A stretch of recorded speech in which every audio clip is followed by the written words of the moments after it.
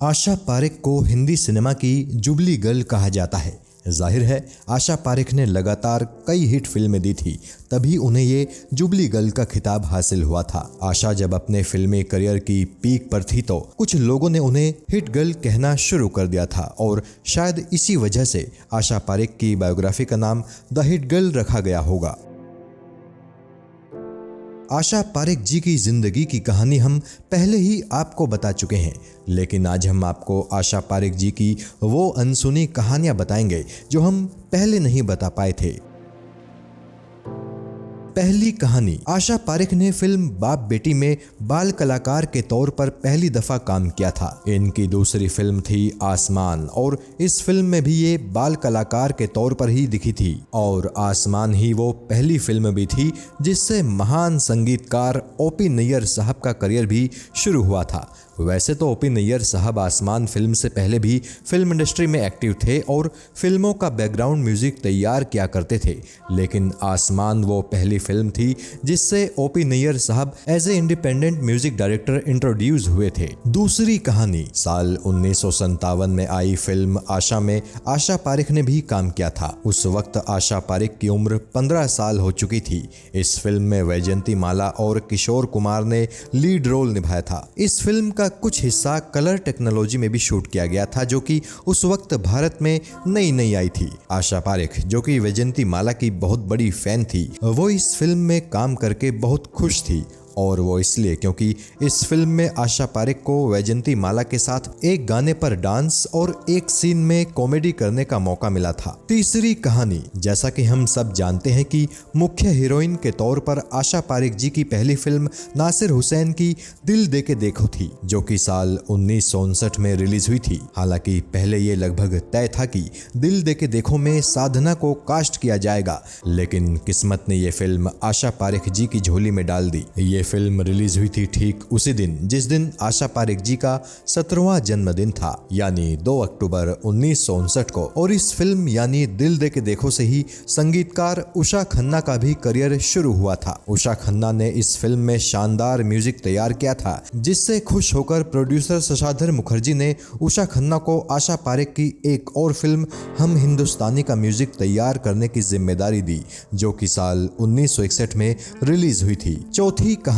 साल 1969 में आई फिल्म आराधना में काम करने के लिए सबसे पहले आशा पारेख जी को अप्रोच किया गया था, पर चूंकि आराधना के किरदार वंदना को फिल्म में बूढ़ी भी होना था तो आशा पारेख जी ने वो किरदार ठुकरा दिया। आशा पारेख जी के बाद ये किरदार शर्मिला टैगोर जी के पास गया, जिसे शर्मिला टैगोर ने बिना देर किए स्वीकार कर लिया और शर्मिला जी ने आराधना की वंदना का वो किरदार इतने सशक्त अंदाज में निभाया कि उस किरदार के लिए शर्मिला जी को उनके फिल्मी करियर का पहला फिल्म फेयर अवार्ड मिला। हालांकि वो शर्मिला जी के पूरे करियर का इकलौता फिल्म फेयर अवार्ड भी था। पांचवी कहानी। आशा पारेख जी जब अपने करियर की पीक पर थी तो वो अपने डांस ट्रुप के साथ विदेश में शोज करने चली गई थी। उनका टारगेट था विदेशी जमीन पर पूरे 500 डांस शोज करना। आशा पारेख जी के उस टूर का नाम था अनारकली और अनारकली के साथ ही आशा पारेख जी चोला देवी नाम के एक और टूर के लिए भी विदेशों में परफॉर्म कर रही थी। उस शो के लिए भी आशा जी ने पूरी 300 परफॉर्मेंसेस दी थी। इस टूर में आशा जी के साथ प्रख्यात कथक डांसर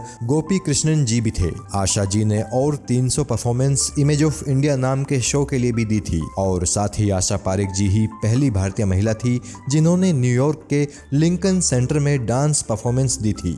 ये साल 1973 की बात है। छठी कहानी। आशा पारेख जी ने कभी भी दिलीप कुमार के साथ काम नहीं किया। आशा पारेख दिलीप साहब के साथ काम तो करना चाहती थी, लेकिन उनके पास कभी कोई ऐसा मौका नहीं आया जिसमें उन्हें दिलीप साहब के साथ काम करने की अपॉर्चुनिटी मिली हो। वैसे अगर आप गौर करेंगे तो पाएंगे कि राज कपूर जी के साथ भी आशा पारेख किसी फिल्म में नजर नहीं आई है। हालांकि राज कपूर जी के साथ आशा पारेख ने 1983 में फिल्म चोर मंडली साइन जरूर की थी। फिल्म के कुछ सीन शूट भी किए गए थे। उस फिल्म में अशोक कुमार, विनोद मेहरा और बिंदु भी थे, लेकिन वो फिल्म कभी भी रिलीज नहीं हो पाई। सातवीं कहानी। आशा पारेख जी की मां सलमा पारेख भारत छोड़ो आंदोलन का हिस्सा रही थी। जिस वक्त आशा पारेख जी अपनी मां के गर्भ में ही थी, उस वक्त अक्सर इनकी मां सलमा पारेख आंदोलन की रैलियों में हिस्सा लेने जाती रहती थी। एक दफा भारत छोड़ो आंदोलन की रैली में ही सलमा पारेख मौजूद थी कि आशा पारेख के चाचा यानी सलमा पारेख के देवर ने उन्हें वहां देख लिया। उन्होंने सोचा कि गर्भावस्था में सलमा पारेख का यहाँ होना सही नहीं है। उन्होंने सलमा पारेख से कहा कि आपके ससुर जी आपको बुला रहे हैं। ये सुनकर सलमा पारेख घर आ गई। थोड़ी देर बाद पता चला कि सलमा पारेख भारत छोड़ो आंदोलन के जिस जुलूस में शामिल थी, उसके अधिकतर लोगों को पुलिस ने गिरफ्तार कर लिया। यानी अगर उस दिन आशा पारेख के चाचा ना होते तो सलमा पारेख भी गिरफ्तार हो जाती और तब शायद आशा पारेख जी का जन्म जेल में होता। आठवीं कहानी। आशा पारेख जी की फैन फॉलोइंग केवल भारत तक ही सीमित नहीं थी। पड़ोसी देश पाकिस्तान और चाइना में भी आशा जी के लाखों चाहने वाले हुआ करते थे। पाकिस्तानी फैंस तो आशा जी को खूब चिट्ठियां भी लिखा करते थे और आशा जी का एक चाइनीज फैन तो इस कदर पागल हो चुका था कि वो उनके घर के सामने ही आकर बैठ गया था। किसी के हटाने से भी नहीं हटा करता था। अगर कोई उसे जबरदस्ती हटाने की कोशिश करता था तो वो चाइनीज फैन छुरा निकाल लेता था। ये सब जब बहुत ज़्यादा हो गया तो आशा जी ने मुंबई के पुलिस कमिश्नर से उस फैन को अपने घर के सामने से हटाने की मांग की। आखिरकार पुलिस ने उस चाइनीज़ फैन को गिरफ्तार कर लिया और जेल में डाल दिया। जेल जाने के बाद उसके होश ठिकाने आए और वो जेल से आशा जी को चिट्ठी लिखकर छुड़ाने की विनती करने लगा। नवी कहानी। आशा पारेख के पहले हीरो थे शानदार शम्मी कपूर। हालांकि ये जानकर आपको हैरानी होगी कि आशा पारेख शम्मी कपूर को चाचा जी कहकर पुकारा करती थी। शुरू में तो शम्मी कपूर को ये काफी अजीब लगा, पर बाद में उन्होंने खुद को इसके लिए एडजस्ट कर लिया। शम्मी कपूर और आशा पारेख ने पहली दफ़ा दिल दे के देखो फिल्म में काम किया था।